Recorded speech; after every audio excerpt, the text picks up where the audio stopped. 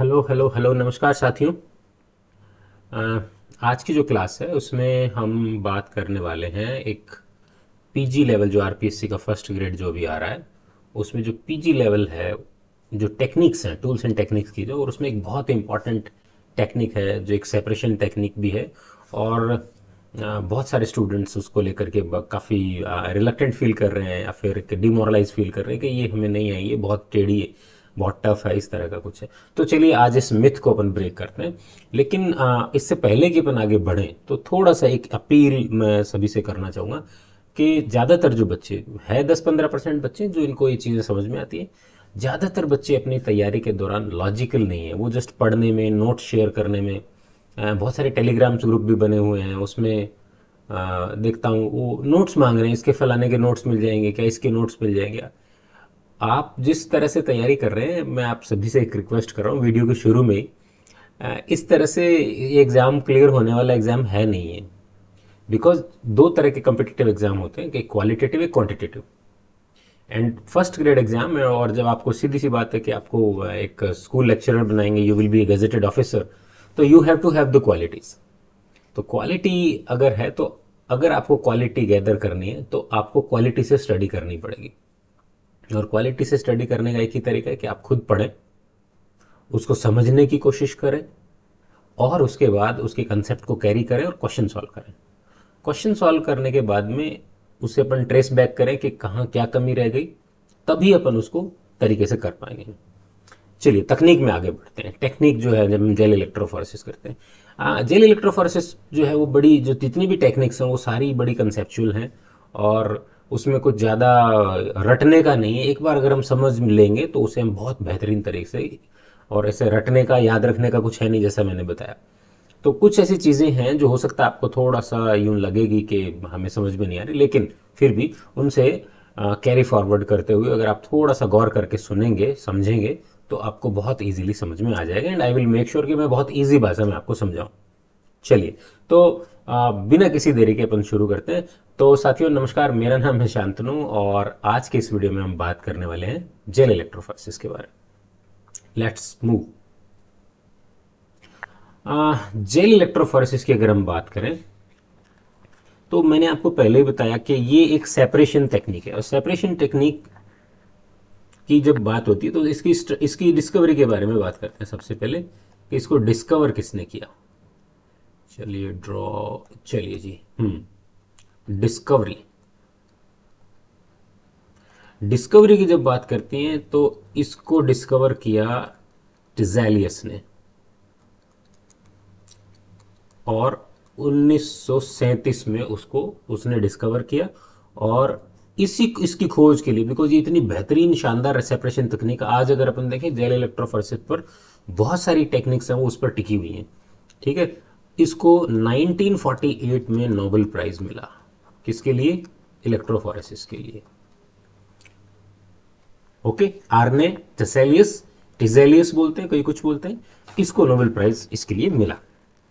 ठीक है, क्वेश्चन आ सकता है खोजकर्ता कौन है, बिल्कुल आ सकता है। नोबेल प्राइज 1948 का मिला। 1937 में इसने एक अपना पेपर प्रकाशित किया इसके लिए कि उसने एक इलेक्ट्रोफोरेसिस की एक तकनीक खोजी जिससे कॉलोइडल जो मॉलिक्यूल्स है उसको इलेक्ट्रिक फील्ड की उपस्थिति में सेपरेट किया जा सकता है।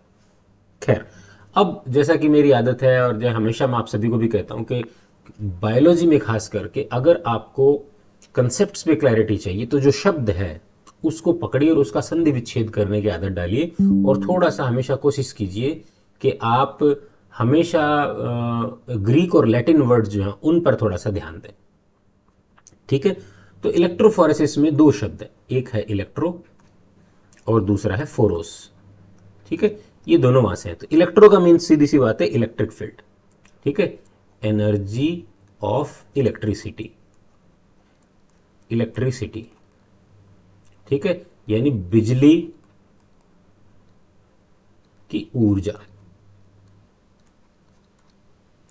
और फोरोस का मतलब है कैरी अक्रॉस, जो उसको खींच के ले जाए, कैरी अक्रॉस।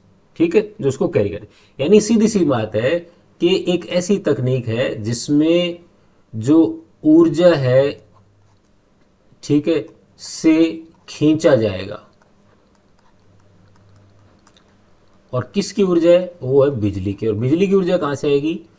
बिजली जब लगेगी बीच में तो उससे इलेक्ट्रिक फील्ड जनरेट होगा, और ये जो इलेक्ट्रिक फील्ड है जो उसके बीचों बीच जो भी इस इलेक्ट्रिक फील्ड के दायरे में आएगा उसे कहीं ना कहीं उसे जाना पड़ेगा।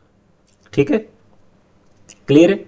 अब देखो क्या काम आती है। अब देखो सीधी सी बात है, अभी हमने कहा, और हमने अगर मैं थोड़ा सा फिजिक्स अगर आपको रिमाइंड कराऊं तो आपने पढ़ा होगा कि अगर Q आवेश, अगर E विद्युत क्षेत्र में हो तो इस आवेश पर जो बल लगता है वो होता है F is equal to Q E. ठीक है, इसको मैं इस साइड लिख देता हूं, मैंने थोड़ा समझाने के लिए आपको लिखा। ये लो, हम क्या करें कि कोई भी आवेश जो होगा, कोई भी चार्ज होगा, उस पर जो बल लगेगा, फोर्स लगेगा, वो उसका आवेश और उस पर आरोपित विद्युत जो बल है, जो विद्युत क्षेत्र है, उसके बराबर होता है। राइट? तो कहने का मतलब है कि जो भी आवेशित कण होगा वही इस इलेक्ट्रिक फील्ड में फोर्स महसूस कर पाएगा। अगर Q नहीं होगा तो F भी नहीं होगा।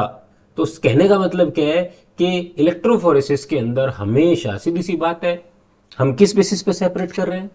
विद्युत इस इलेक्ट्रिक फील्ड का जो फोर्स है उसकी वजह से कर रहे हैं, और वो कौन फील करेगा? जिसके ऊपर चार्ज होगा।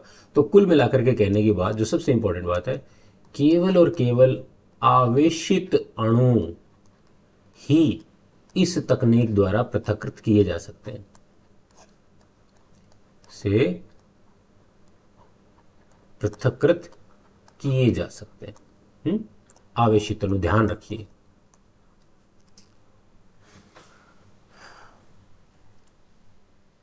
क्लियर है? अब देखिए आवेशित अणु कौन कौन से। अब जब हम अणुओं की बात करते हैं, अणु मैक्रोमोलिक्यूल जो हमारे सेल के अंदर बात करते हैं, तो एक तो अपन करते हैं कि साहब डीएनए आरएनए एक अणु हो गए। ठीक है, एक होते हैं अणु प्रोटीन, एक होते हैं कार्बोहाइड्रेट्स, एक होते हैं लिपिड्स, बाकी पानी, विटामिन और ये सब तो मोलिकुलर बहुत छोटे हैं। ठीक है, मेन मेन ये। अब देखिए डीएनए आरएनए चार्ज हो जाते हैं बिकॉज डीएनए पर नेगेटिव चार्ज होता है, आरएनए पर नेगेटिव चार्ज होता है, इसको अपन सेपरेट कर सकते हैं। कार्बोहाइड्रेट्स जो है, अच्छा अपन सबसे पहले नीचे आता हूं मैं। ध्यान रखने की बात है कि लिपिड को इसको नहीं कर सकता बिकॉज लिपिड पर नेट चार्ज क्या होता है? जीरो चार्ज होता है।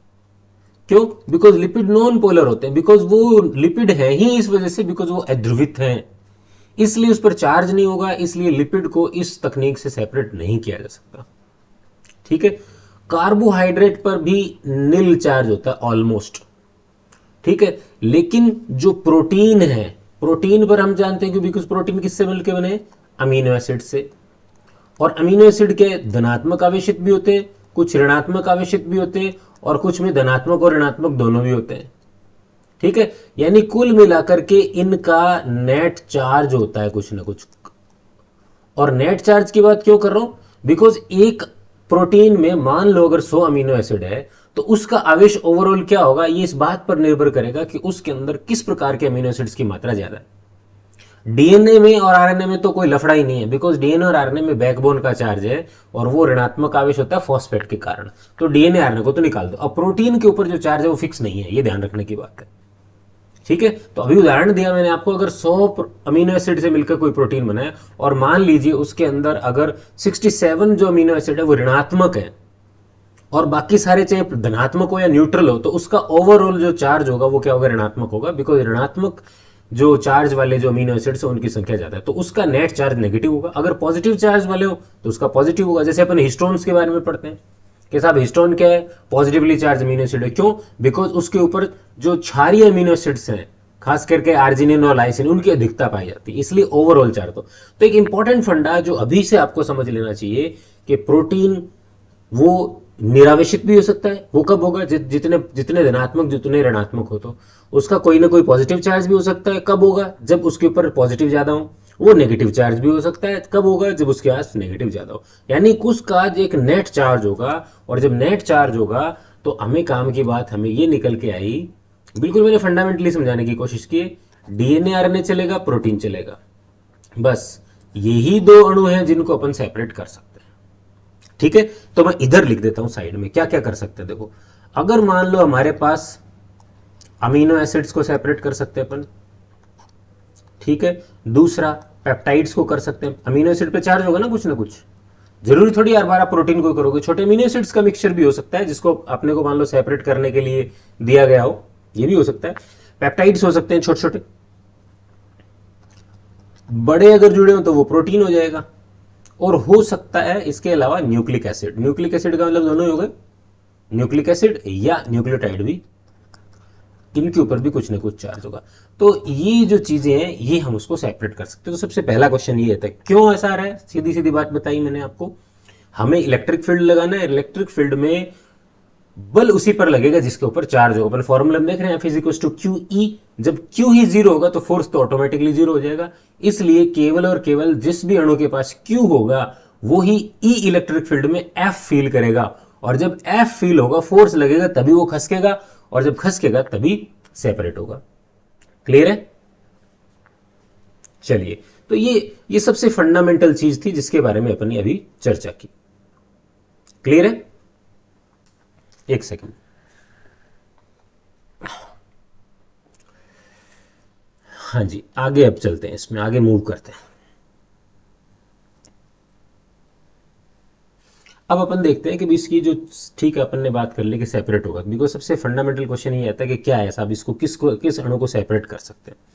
अब अपन कहते हैं कि चार्ज अगर मॉलिक्यूल है, चार्ज मॉलिक्यूल है, तो उसकी स्पीड किसके द्वारा डिसाइड होगी। तकनीकी चीजें आपको समझनी पड़ेंगी इसके लिए, क्योंकि जब भी Q होगा E में तो F फील होगा, और ये जो फोर्स होगा तो वो उसको मूव करवाएगा, और जो मूव कराएगा तो उसकी जो मूवमेंट होगी, जो जो जो स्पीड होगी माइग्रेशन की, जो मूव करने की जो स्पीड होगी वो किस पर होगी।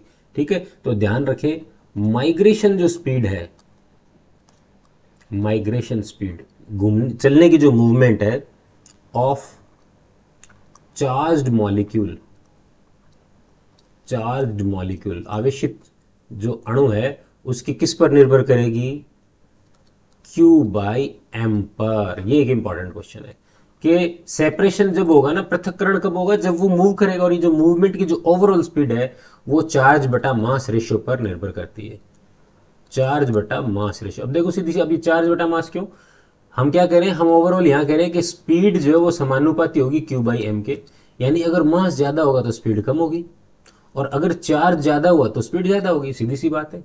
ये हम किस तरह से कह सकते हैं भाई, अगर हमने स्पीड को देखा और हमने देखा कि अगर Q बढ़ाएं तो स्पीड बढ़ती है, इसका मतलब Q और समानुपाती है। लेकिन हमने क्या देखा, मास के हिसाब से जब स्पीड को देखा तो हमने देखा कि मास बढ़ने पर स्पीड घट जाती है।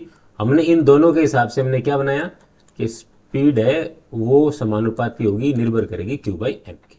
वेरी सिंपल, फिजिक्स इतनी तो पढ़ी है, सभी ने पढ़ी है। ठीक है, तो ये क्वेश्चन भी आता है कि माइग्रेशन स्पीड है वो किस पर निर्भर करती है, कि मूवमेंट है वो Q बाई एम पे करती है, खाली चार्ज पे नहीं करती, मास पे भी निर्भर करेगी। ठीक है, और ये जो माइग्रेशन स्पीड है, ये जो माइग्रेशन स्पीड की जिसकी हम बात कर रहे हैं, ठीक है, उसको अपन बोलते हैं इलेक्ट्रोफोरेटिक मोबिलिटी। अब देखो, इलेक्ट्रोफोरेटिक का मतलब इलेक्ट्रोफोरेसिस के दौरान इलेक्ट्रोफोरेटिक मोबिलिटी, यानी एक उसकी जो मूवमेंट है उसकी इंडिकेशन किससे किया जाएगा, उस माइग्रेशन स्पीड। ये तो एक नॉन टेक्निकल वर्ड हो गया, लेकिन इलेक्ट्रोफोरेटिक मोबिलिटी द्वारा इसे इंडिकेट किया जाता है, और इसे डिनोट करते हैं म्यू से।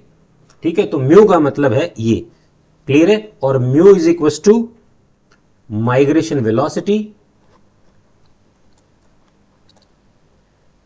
Migration rate, velocity upon electric field. ठीक है, V अपॉन ई। इतना ज्यादा मैथ्स नहीं करना, लेकिन मैं चाह रहा हूं कि आपको शुरू से, एक्चुअली होता क्या है कि हम, प्रॉब्लम क्या है कि जब थोड़ा सा टफ टॉपिक आता है तो अपन क्या करते हैं, जैसे इसका लेवल यहां है ना, तो हम यहां तक पढ़ के छोड़ देते हैं। तो जब पहाड़ बहुत ऊंचा और हम आधे रास्ते में छोड़ देते हैं तो हमें हमेशा यूं लगता है कि पहाड़ बहुत ऊंचा है, बहुत ऊंचा है, इसको पार नहीं पाया जा सकता। कोई भी टॉपिक को अगर आपके सामने प्रॉब्लम फील आ रही है तो मेरा ऐसा मानना है उस टॉपिक को जितना लेवल है ना उससे 2 कदम ऊपर जाकर के पढ़ डालो, और जब आप उसे 2 कदम ऊपर जाके पढ़ डालोगे, थोड़ा सा जब और क्लियर हो जाएगा, तो सीधी सी बात है, जब आप उस पहाड़ पे चढ़ करके उसके बगल वाले जो ऊंचे वाली चोटी पे अगर चढ़ जाओगे तो आप जब नीचे आके कहोगे तो आप कहोगे 2 मिनट का काम है। ज्यादातर बच्चे यही गलती कर रहे हैं, और आज अभी तो बहुत चल रही है, मैं देख रहा हूं। अगर उन्होंने अगर मान लो कोई भी टॉपिक है, जैसे मान लो तंत्रिका तंत्र की बात है, तो वो 12th लेवल में टॉपिक है, न्यूरोनल कंडक्शन, अभी कुछ दिनों पहले की बात है कि न्यूरोनल कंडक्शन पे कोई बात चल रही थी किसी ग्रुप में, I am the part of this particular group. तो वो बच्चे बस खाली 12th लेवल का, उनको समझ में नहीं आ रहा एक्चुअली। अच्छा, इंपॉर्टेंट बात और बड़ी हास्यास्पद बात यह है कि सारे बच्चे, सारे स्टूडेंट एमएससी पास है, लेकिन जो टॉपिक उन्हें 12th का दिया गया है वो बस मान के बैठे हैं कि हमें 12th का ही पढ़ना है। और होगा क्या, वो 12th वाले लेवल के क्वेश्चन ही गलत करके आएंगे, बिकॉज उनके मन में उन्होंने ये बिठा रखा है हमें 12th तक ही पढ़ना है। भाई सीधी सी बात है, अगर आपको तंत्रिका आवेग का संचलन आपके टॉपिक है, न्यूरोनल ट्रांसडक्शन किस तरह से होता है, तो आप उसे बीएससी लेवल का पढ़ लो ताकि 12th वाला आसान लगे। लेकिन नहीं, बस एनसीईआरटी में जो 4 बातें लिखी हैं बस उसी में ही पढ़ना है।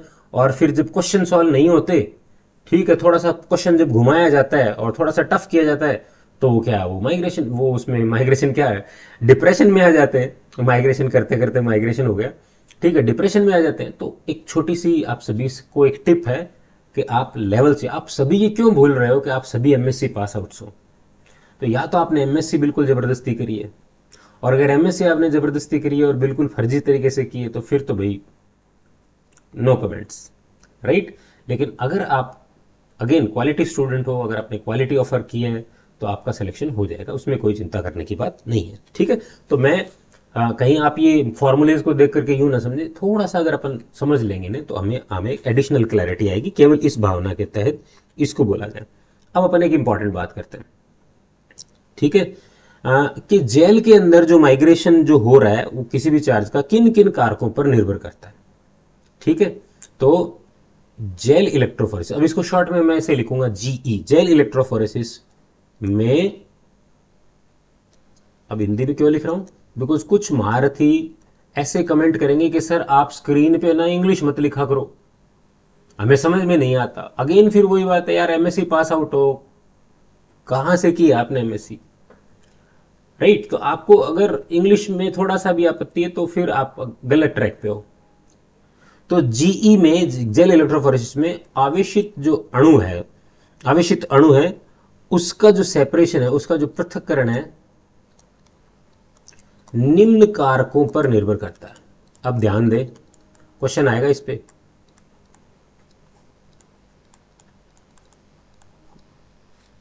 क्या क्या आएगा सुन ले। वो जो कारक है उनकी बात हम कर रहे हैं। पहली चीज, size, shape and charge of protein molecule. अगर वो प्रोटीन मॉलिक्यूल है, चाहे वो कोई भी मॉलिक्यूल हो, उस पर निर्भर करेगा। साइज, कितना साइज है, मॉलिक्यूलर वेट उसका, शेप, शेप इंपॉर्टेंट है, और चार्ज, तीनों पर निर्भर करेगा। ये तो चलो समझ में आता है हमें, ठीक है। दूसरा, जेल जो है, जो जेल बनाया गया, ठीक है, तो उसके भी कुछ गुणधर्म है, viscosity and pore size of gel. Gel जो है, जेल के बीच जब जेल कास्ट हुआ है, जेल जब बना है, जेल को जब ढाला गया है, तो उसके जो मोनोमर्स हैं, अभी अपन आगे पढ़ेंगे, तो उनके बीच का जो छेद का जो साइज है, पोर साइज है, तो जैसे मान लो ये इतनी है, या फिर अगर संकड़ी है या फिर चौड़ी है, तो पोर साइज जो है उस पर निर्भर करेगा, और विस्कोसिटी कितनी है, शानता कितनी, इस बात पर भी निर्भर करेगा। अगर जेल ज्यादा शान होगा तो नो डाउट जो अणु होगा उसके मूवमेंट में प्रॉब्लम फील होगी, ठीक है, तो इस वजह से उस पर भी निर्भर करेगा। तीसरी चीज, इलेक्ट्रिक फील्ड की स्ट्रेंथ पे भी निर्भर करेगा। स्ट्रेंथ ऑफ इलेक्ट्रिक फील्ड, ये तो अपन भूल ही जाते हैं, बिकॉज सीधी सी बात है, ये ई आ रहा है तो इसका मतलब अगर ई स्ट्रांग होगा तो मूवमेंट ज्यादा तेज होगी, तो ऐसे में ये भी होगा स्ट्रेंथ ऑफ इलेक्ट्रिक फील्ड। इसके अलावा टेम्परेचर ऑफ द सिस्टम पे भी निर्भर करता है। टेम्परेचर ऑफ सिस्टम, तापमान पर भी निर्भर करता है, क्योंकि तापमान से सारी चीजें, देखो तापमान बढ़ेगा विस्कोसिटी घट जाएगी, हो सकता है पोर साइज बढ़ जाए, ठीक है, प्रोटीन डीनेचर हो जाए तापमान से, इलेक्ट्रिक फील्ड पे भी कुछ ना कुछ असर पड़ेगा, तो तापमान भी इंपॉर्टेंट है। इसके अलावा पीएच क्या है, हालांकि पीएच को मेंटेन करने के लिए हम क्या करेंगे, बफर सिस्टम डालते हैं अपन, आगे देखेंगे।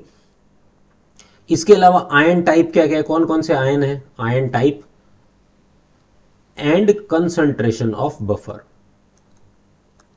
कंसंट्रेशन ऑफ बफर, ठीक है। तो बफर का पीएच, बफर में कौन से आयन है और उसकी सांद्रता क्या है, ये जो 5 कारक है, वैसे तो 5 से ज्यादा कारक है, ये आवेशित अणु के पृथक्करण को प्रभावित करते हैं, इसके अलावा और कुछ नहीं। ये क्वेश्चन बहुत बार आएगा। अब ज्यादातर क्या आता है, ज्यादातर तो यही चीज पढ़ते हैं बच्चे के, साइज, शेप और चार्ज। लेकिन ये तो उस अणु की बात है जो सेपरेट होने वाला है, इसके अलावा क्या क्या रह गया उसके बारे में बात नहीं की फिर। भाई जब जेल इलेक्ट्रोफोरेसिस कर रहे हैं तो क्या, एक तो जेल है, ठीक है, एक हमने बाहर से फोर्स लगाया इलेक्ट्रिक फील्ड जिसके अंदर हो रहा है, एक हमने उसमें बफर डाला है, लिक्विड जो डाला है जिसके अंदर सारा काम हो रहा है, ठीक है। तो सारी चीजों के कुछ ना कुछ गुण काम आएंगे। तो साइज, शेप और चार्ज वो तो खाली हो गए प्रोटीन के, विस्कोसिटी और पोर साइज होगी जेल की, स्ट्रेंथ होगी इलेक्ट्रिक फील्ड की, टेम्परेचर ओवरऑल सिस्टम का, और बफर के क्या हो गए, पीएच, आयन और कंसंट्रेशन। ठीक है, ये हो गया टोटल पैकेज के, इस पर निर्भर करता है। चलिए आगे चलते हैं। अब जो इलेक्ट्रोफोरेसिस है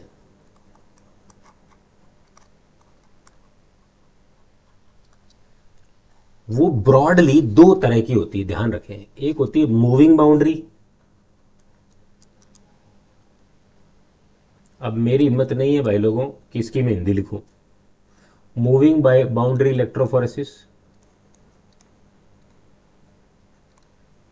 और दूसरा है जोन इलेक्ट्रोफोरेसिस। अब देखिए नाम से स्पष्ट है, नाम पकड़ो हमेशा, मैं फिर कह रहा हूं, अगर आपको बायोलॉजी में स्ट्रांग होना तो नाम को पकड़ के नाम से ही समझना। मूविंग बाउंड्री, जिसकी बाउंड्री मूव होती रहती है, यानी बाउंड्री लेस। ठीक है, सीधी सी बात है, जिसकी बाउंड्री मूव होगी मतलब क्या होगा, वही तो बाउंड्री लेस। ठीक है, नो बाउंड्री। और जोन, जिसका जोन तय है, यानी डिसाइडेड बाउंड्री। बाउंड्री, अब डिसाइडेड बाउंड्री का मतलब है कि इसमें जो भी मटेरियल होगा, जेल होगा, उसे अपनी हद में रहना होगा और ये फ्री है। क्लियर है? तो अब होगा क्या, अब ये बाउंड्री लेस कब होता है, अभी हमने पढ़ा कि जेल के अंदर हो रहा है, जेल इलेक्ट्रोफोरेसिस, तो जेल में होगा। जब इलेक्ट्रोफोरेसिस, यानी ये जो इलेक्ट्रोफोरेसिस का मतलब विद्युत बल के प्रभाव में जब कोई चार्ज अणु गति करेगा, वो इलेक्ट्रोफोरेसिस है। अब ये गति किसमें कर रहा है, क्या कोई मैट्रिक्स है, क्या कोई मीडियम है जिसमें वो गति कर रहा है। जैसे अभी जेल इलेक्ट्रोफोरेसिस की बात है, जेल इलेक्ट्रोफोरेसिस में कह रहे हैं जेल जेल जेल 50 बार से बोल रहे हैं, तो इसका मतलब ये सारी घटनाएं जेल में हो, लेकिन कोई जरूरी नहीं है हमेशा जेल में हो। तो अगर इलेक्ट्रोफोरेसिस, अब जेल नहीं है इसका मतलब इलेक्ट्रोफोरेसिस नहीं हो, ऐसा जरूरी नहीं है। इलेक्ट्रोफोरेसिस अलग है, जेल अलग है। इलेक्ट्रोफोरेसिस का मतलब है कि किसी आवेशित अणु का विद्युत बल की उपस्थिति में मूव होना, कैरी अक्रॉस होना। अब जेल के अंदर हो रहा है तो जेल इलेक्ट्रोफोरेसिस, अगर जेल का कोई खेल नहीं हो तो सीधी सी बात है। तो मूविंग बाउंड्री इलेक्ट्रोफोरेसिस में बाउंड्री लेस आते हैं, और ऐसे में इनके अंदर कोई भी सेपरेशन मैट्रिक्स नहीं आती। ऐसी कोई मैट्रिक्स या फिर ऐसी कोई अधात्री, ऐसा कोई माध्यम या फिर जेल जरूरी नहीं है, होता है। ठीक है, तो सेपरेशन कहां होता है, सेपरेशन हिंदी में लिख देता हूं, कहीं दुखी हो जाएंगे। पृथक्करण किसमें होगा,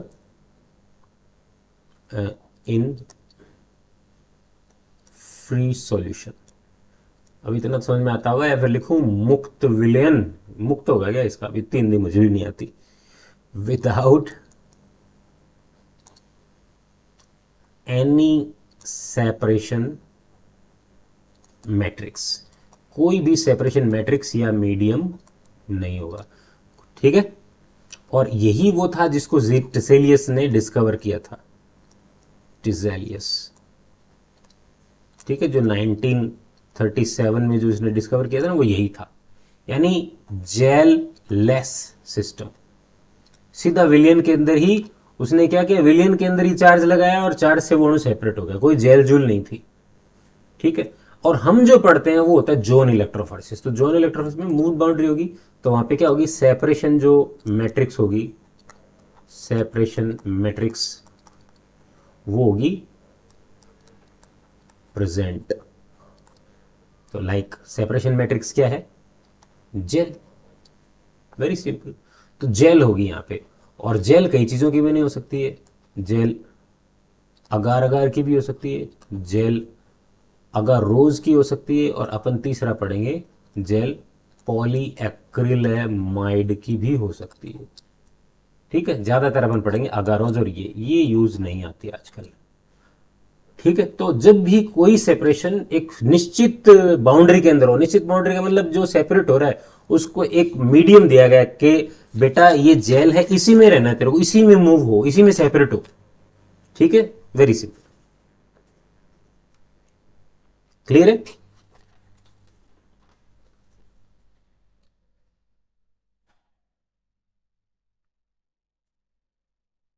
चलिए आगे। तो ओवरऑल जब हम बात कर रहे थे जेल की, तो जैसे कि आपने कहा ना कि जेल इलेक्ट्रोफोरेसिस, जेल इलेक्ट्रोफोरेसिस, तो जेल इलेक्ट्रोफोरेसिस किस तरह की होगी? जोन, एक तरह की क्या होगी? जोन इलेक्ट्रोफोरेसिस हो गई। तो जेल इलेक्ट्रोफोरेसिस में जो जेल है वो किस किस की बनी हो सकती है, अभी अपन ने देखा। ठीक है, अपन दो तीन नाम लेते हैं। एक तो हो गया अगार अगार, इंपॉर्टेंट बात है। दूसरा है अगारोज, और तीसरा है पॉली पॉलीएक्रिलामाइड। ये जेल के तीन मटेरियल है। अब अगार अगार का इस्तेमाल तो बहुत पहले किया जाता था। अब अगार अगार एक तरह से क्रूड जेल मटेरियल है, ठीक है। वो पुराने समय में किया जाता था, लेकिन सेपरेशन के लिए वो ज्यादा उचित नहीं है, इसलिए धीरे धीरे अगार अगार का यूज बंद हो गया। ठीक है, हम जेल इलेक्ट्रोफोरेसिस में अगार अगार का इस्तेमाल नहीं करते। अगार अगार की बजाय किसका करते हैं? वो हमारे पास बचे दो, एक है पॉलीएक्रिलामाइड का और एक है अगारोस का। ठीक है, तो एक तो है अगारोस। तो जब हम अगारोस यूज करेंगे तो हम इसको क्या बोलेंगे? हम यहां बोल देंगे, इसी से मैं लिख देता हूं, एक अपन पढ़ेंगे अगारोज जेल इलेक्ट्रोफोरेसिस, और दूसरा जो है वो क्या होगा? ये तो हो गया पहला, और जो दूसरा है वो क्या होगा? पॉली एक्रिलेमाइड। अब देखो नाम से स्पष्ट, अगेन संधि विच्छेद। पॉली माने बहुत सारे, पॉली वेरी, एक्रिलेमाइड यानी बहुत सारी एक्रिलेमाइड, जेल इलेक्ट्रोफोरेसिस। तो दो तरह के अगर अगर अगर उसको इस्तेमाल लें तो ये अगर जेल इलेक्ट्रोफोरेसिस, तो इससे अपन बोलेंगे जीई सिंपल, जेल इलेक्ट्रोफोरेसिस जब बात करते हैं अगर उसका। और यहां पर क्या होगा?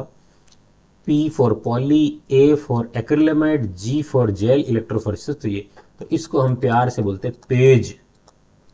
ये इंपॉर्टेंट है, पूरा नाम पूछा जा सकता है। पेज का पूरा नाम क्या है? Poly acrylamide gel electrophoresis. Again रटना नहीं है। क्या रटोगे इसमें? इलेक्ट्रोफोरेसिस होना है, जेल में होना है, दो है। अगारोज हो तो अगारोज जेल इलेक्ट्रोफोरेसिस, जिसे हम जेल इलेक्ट्रोफोरेसिस कहते हैं। लेकिन अगर पॉलीएक्रिलामाइड यूज किया है तो क्या होना है? पॉलीएक्रिलामाइड जेल इलेक्ट्रोफोरेसिस, यानी ऐसी जेल इलेक्ट्रोफोरेसिस जिसमें जेल जो है पॉलीएक्रिलामाइड का इस्तेमाल किया है, तो उसे अपन बोलते हैं पेज। ठीक है, आगे पेज का और भी आएगा। अब ये जो पेज है वो दो तरह का होता है, यही लिख देता हूं। अगर हम सैंपल को रन करते समय, सैंपल का मतलब जो भी इसे हम सेपरेट करना चाह रहे हैं, जैसे प्रोटीन, प्रोटीन को सेपरेट करते, तो अगर उसे सेपरेट करते समय वो जो प्रोटीन अणु है उसकी हमने उसको हमने डीनेचर कर दिया। डीनेचर कब करते हैं? उसे अपन एसिड डाल दें या फिर किसी और हीट कर दें, किसी तरह से और दो। तो एक तो होता है डीनेचुरिंग, ठीक है, जिसमें जो प्रोटीन है, जो भी अणु है, वो जिस तरह का है उसको वैसा का वैसा पड़ा रहे, तो उसको अपन बोलते हैं नेटिव पेज। तो नेटिव पेज में क्या होगा? नॉन डीनेचुरेटिंग होगा, नॉन डीनेचुरेटिंग। अब देखो नाम से फिर अगेन, नेटिव माने मूल। अपने कहते हैं नेटिव कहां के हो आप, यानी मूल स्थान क्या? तो मूल नेटिव पेज का मतलब है खाली पेज है जो सैंपल लोड किया जा रहा है, जो प्रोटीन, जो सैंपल, जो भी प्रोटीन है उसके साथ हमने कोई छेड़छाड़ नहीं की, यानी उसको डीनेचर करने की, उसको खराब करने की हमने कोशिश नहीं की है। क्योंकि हम सब जानते हैं कि प्रोटीन जो है, जो उसका एक ये जो मान लो ये मूल रूप है, अगर इसको अपन हीट करेंगे तो क्या होगा? ये खुल जाएगा, डीनेचर्ड प्रोटीन हो जाएगा। तो हमें, अगर हम प्रोटीन को जैसा है वैसा का वैसा रखने, तो जैसा है वैसा का मतलब मूल, नेटिव का मतलब मूल है यहाँ पे। तो नेटिव पेज जिसमें कोई भी डीनेचुरेशन हुआ नहीं, इसलिए नॉन डीनेचुरेशन। लेकिन दूसरे में अब आप कहोगे नहीं सर हमें तो क्या है कि नेटिव पेज ही करना है क्योंकि प्रोटीन को डीनेचर, दोनों से अलग अलग तरह की सूचनाएं मिलती हैं, दोनों अलग अलग तरह काम आते हैं। और दूसरा होता है एसडीएस पेज। इसके बारे में आप अपन पढ़ेंगे, इस पे क्वेश्चंस आते हैं। एसडीएस पेज, तो एसडीएस पेज में क्या है तो पेज ही, लेकिन हमने इसमें थोड़ा सा एसडीएस मिला दिया, और ये एसडीएस क्या कर रहा है? प्रोटीन को डीनेचर कर रहा है। तो इसलिए किस प्रकार की हो गई? डीनेचरिंग पेज हो गई। ठीक है, ये ऊपर वाले नॉन डीनेचरिंग थी, और ये है एसडीएस पेज। ठीक है, ये है डीनेचरिंग। क्लियर है? ये दो तरह की होती है। ठीक है, तो मेरे हिसाब से ओवरऑल एक आइडिया आपको लग गया होगा। ओके ओके, मैं सामने आ रहा हूँ, मैं थोड़ा सा ऊपर चला जाता हूँ ताकि मैंने जो लिखा है वो दिख जाए आपको। चलिए जी। अब ठीक है। हम्म